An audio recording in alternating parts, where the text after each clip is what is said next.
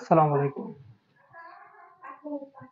আপনারা হয়তো অনেকেই জানেন যে আমার গ্রামের বাড়ি কুষ্টিয়া জেলার কুমারখালী থানায় বাসগ্রাম। আমার বাড়ির পাশেই ফুলের মতো ফুটফুটে একটা মেয়ে নদীতে গোসল করার সময় নিখোঁজ হয়ে যায়। দুদিন পেরিয়ে গেলেও স্থানীয় লোকজন এবং স্থানীয় প্রশাসন, ফায়ার সার্ভিস কর্মী, পুলিশ বাহিনী কেউই তার কোনো সন্ধান খুঁজে পায়নি। আমরা কোনো প্রকার তথ্য পাইনি যে শেষ পর্যন্ত সেই মেয়েটির সাথে আসলে কি ঘটেছিল বা এখন তার কি অবস্থা।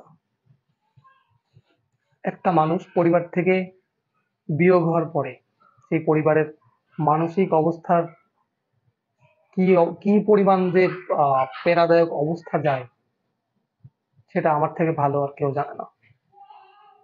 আমিও আমার মাকে হারিয়েছি, তো স্বজন হারানোর যন্ত্রণা আমি হাড়ে হাড়ে টের পাই। আমি সেই মায়ের এবং সেই বাবার অন্তরে জমে থাকা যে কষ্টটা সেটা ফিল করতে পারছি।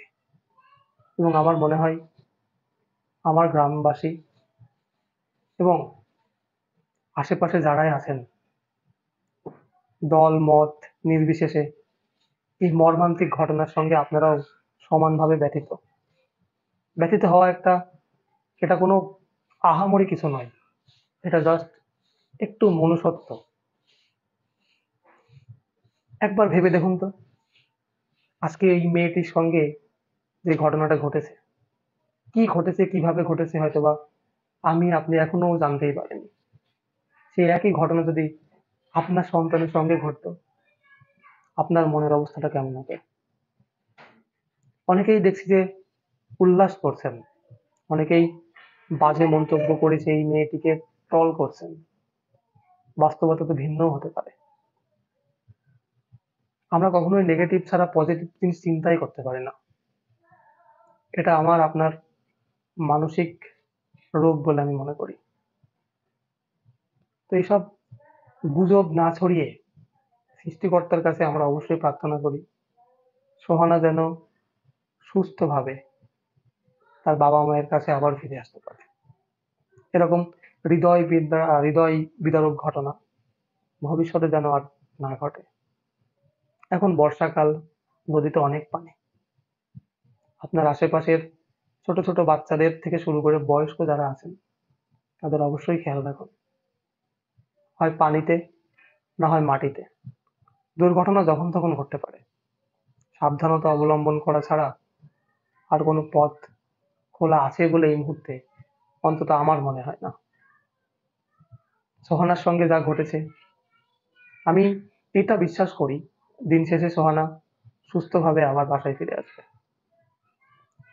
আমি জানি যে আমার কথার সাথে অনেকেই একমত হবেন, কারণ আমাদের এখন পজিটিভ চিন্তা ছাড়া নেগেটিভ কিছু মাথায় আসে না। পরিস্থিতি যেমনই হোক, আমাদের সবার প্রত্যাশা এটাই থাকুক, দিন শেষে সহি সালামতে সে যেন ফিরে আসে বাবা মায়ের কোলে। সন্তান কখনো বাবা মায়ের কাছে বড় হয় না, হোক তার বয়স 16 অথবা 15। বাবা মায়ের কাছে সন্তান সবসময় সেই 3 বছরের ছোট খুকিই থাকে। তার বাবা মায়ের উপর দিয়ে এখন যে পরিমাণ ঝড় যাচ্ছে সেটা হয়তো একজন বুদ্ধিমান মানুষ হিসেবে আপনি অনুভব করতে পারছেন। এই অনুভবটা এই অনুভবটা যদি আপনি করতে পারেন তাহলে আপনি একজন ব্যক্তিত্ববান মানুষ। আর একজন ব্যক্তিত্ববান মানুষ বর্তমানে এই সমাজের অনেক প্রয়োজন। তো এইসব বিষয় নিয়ে যারা হাসি তামাশা রটাচ্ছেন, যারা ট্রল করছেন, যারা নেগেটিভলি চিন্তা করছেন, তাদের কাছে আমার বিনীত অনুরোধ, প্লিজ একটু মানসিকভাবে চিন্তা করে দেখুন, একটু নিজের ব্রেনটাকে খাটিয়ে একটু চিন্তা করে দেখুন, এই সেম ঘটনা যদি আপনার পরিবারের কারোর সঙ্গে ঘটতো, আপনার মানসিক অবস্থার কেমন হতো। তো দিন শেষে আমরা এটাই কামনা করি, মহান আল্লাহ তাআলা যেন সোহানাকে সহি সালামতে তার বাবা মায়ের কাছে ফেরত দেন, সবকিছু যেন আবার আগের মতো হয়ে যায়, পরিবার থেকে যেন এত তাড়াতাড়ি বিচ্ছিন্ন না হয়ে যায় সে। সবাই তার জন্য দোয়া করবেন, আমিও দোয়া করবো ইনশাল্লাহ। খুব দ্রুতই যেন পরিস্থিতি স্বাভাবিক হয়ে যায়। তার বাবা মায়ের মুখে যেন আবার সেই আগের মতোই হাসি থাকে। ধন্যবাদ।